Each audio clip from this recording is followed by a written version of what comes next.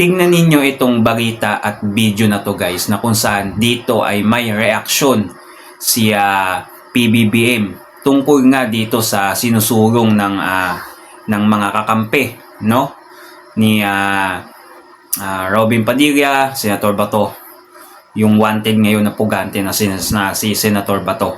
Ngayon kasi guys, etong si PBBM ay mukhang pumarag at tumutol nga dito sa gusto ng ilang mga senador na gawin yung Senate online voting, no?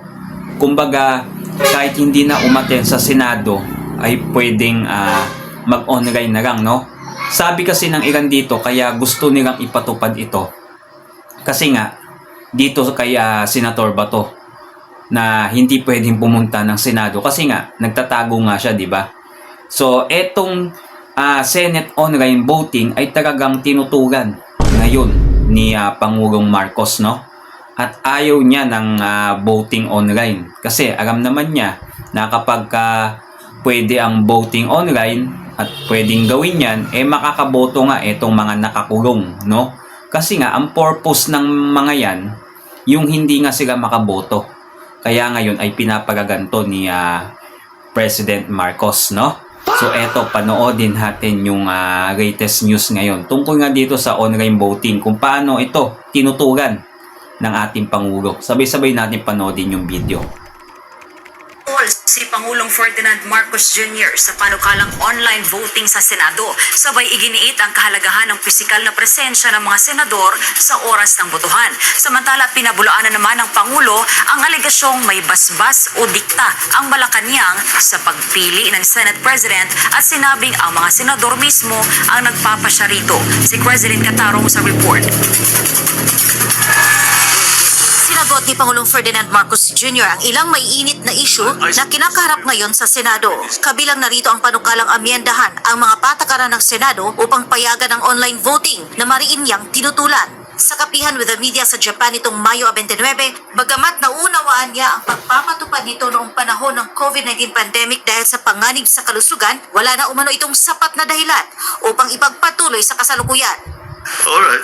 As a former senator, I suppose I'm reasonably qualified. I disagree with that. I understand that we had to do it in COVID because there was a health risk. But I do not see any particularly good reason for us to allow it now. Yan. Malinaw na malinaw, no? Dinahilan ni PBBM na kaya lang naman pumayag sila dito na mag-online Senate online voting o yung mag-online yung mga senador noong COVID, no? Kasi noon kasi mataas ang tsansa na magkahawa-hawa talaga. Kaya pinayagan niya to, no? Ngayon eto, ayaw niyang talaga ng online voting ng mga senador ngayon, no? Wala daw sapat na dahilan upang gawin ito. Mukhang naisip talaga ni PBBM to na kapag ito talaga ay pinayagan, makakaboto nga naman yung 13 na majority, no? Kumbaga, masasayang yung effort ng mga gustong matalo itong mga to. Itong sila Senator Bato, yung mga kakampi niya sa majority, no? Kasama na yung si Peter Cayetano na nababadya ngayon na makudita dahil nga 9 na lang yung boto. Kung sakaling magkudita itong mga at palitan si Cayetano, nako, magtatagumpay talaga sila. Kaya hindi yan tututugan hindi talaga papayagan yan. Tututugan talaga yan ni PBBM yung online Senate voting na yan, no? Kasi alam naman, hawak na niya sa kamay niya. Kumbaga, hawak na niya sa kamay niya yung tagumpay, bibitawan pa niya. So hindi papayag yan, di ba? Para sa Pangulo, hindi dapat bumoto ang mga senador kung hindi sila pisikal na naroroon sa Senado. Dagdag pa niya, tila ang panukala ay inilaan lamang umano para kay Senator Ronald Bato de la Rosa upang makaboto kahit hindi pisikal na naroroon. Now, for someone who is actually a fugitive from justice, na hinahanap ng pulis, na hinahanap ng Interpol, at may arrest warrant galing sa ICC, palagay ko, hindi siya dapat magbumoto hanggat dumating siya dun sa Senado. Muling binigyang diin ng Pangulo na ang online voting ay ipinatupad lamang noong pandemya bilang tugon sa mga alalahanin sa kalusugan at kaligtasan. Yan. Noong online voting, nagka-online voting lang nung pandemya. Kumbaga dito nga, sabi nga ni PBBM na kapag pugante ka, kailangan nandun ka sa sa Senado, no? Kung gusto mong bumoto. Hindi niya papayagan, kaya magaling yung taktika talaga na isa-isa silang pinakakasuhan nang sa ganun makulong at hindi sila makapunta, no, sa Senate, sa Senate nga. Pero may naman sa batas na pwedeng humiling, no, na pumunta sila doon at bumoto o magpunta sila doon. Pwede naman 'yan ayon sa batas naman no. Hihiling nga lang sila, ewan ko kung sa Supreme Court ba 'yan o kung saang mang korte yan na hihilingin nila na makapunta sa Senado, no? Kaya yan yung gustong-gusto talaga ng mga sinasabi nila, yung gusto kay Senator Bato, yung mga fans ni Senator Bato, kailangan daw payagan niyan si Senator Bato na mag-online voting na sa ganun makaboto siya. O yung ibang mga senador na kapag nakulong kasi sila, talagang magiging 9 na lamang sila. Kukulangin sila sa tao, sa boto. Na hindi na umano issue sa kasalukuyan.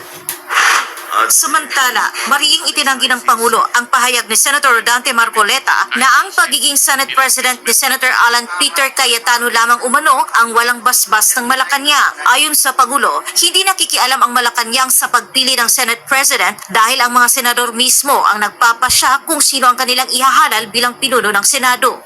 Malacanang doesn't give a rubber stamp to the Senate President. The Senate President is decided by the senators themselves.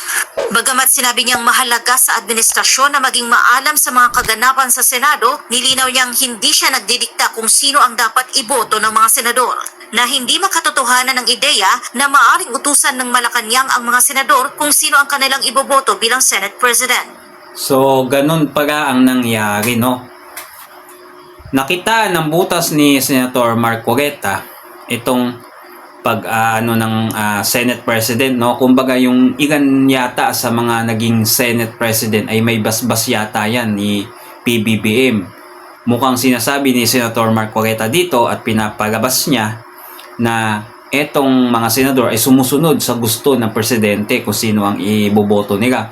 Kumbaga sinasabi ni Senator Marcoleta dito na etong si PBBM ay nangingialam kung sino ang papaupuin dyan. Halimbawa, ikaw si PBBM, sasabihin mo, eto ang iboto ninyo, si Cheese, yan, iboto nyo yan kailangan maupo yan ang Senate President. So, yun ang pinapalabas dito ni Senator Marcoleta. Kaya kung bakit sinabi niya na eto lang si Alan Peter Cayetano ang walang basbas o walang sinabi ang presidente dito na siya ang iboto. Kumbaga, talagang ang senador na sila ang pumili talaga dito, kumbaga nanalo sila sa boto na 'yon, no? So ayan, tignan natin sa mga susunod na kabanata nitong Senado, no? Kung ano kaya magiging kasunod. Mapapalitan din kaya dito si Alan Peter Cayetano, hindi kaya siya magtatagal? At etong si Senator Bato ay makakaboto kaya online? Tignan natin. Kung papayagan pa to, magay mo magbago ang isip ni PBBM, di ba? Comment down below kayo sa video natin, guys, at huwag nyo din kalimutan mag-subscribe, no, sa ating YouTube channel, Ken Watch. Tulungan nyo ako, guys, na ma-hit natin yung 1,000 subscriber at yung 4,000 watch hour, no? Salamat kung magtatagumpay tayo dyan. Salamat, guys, sa panonood.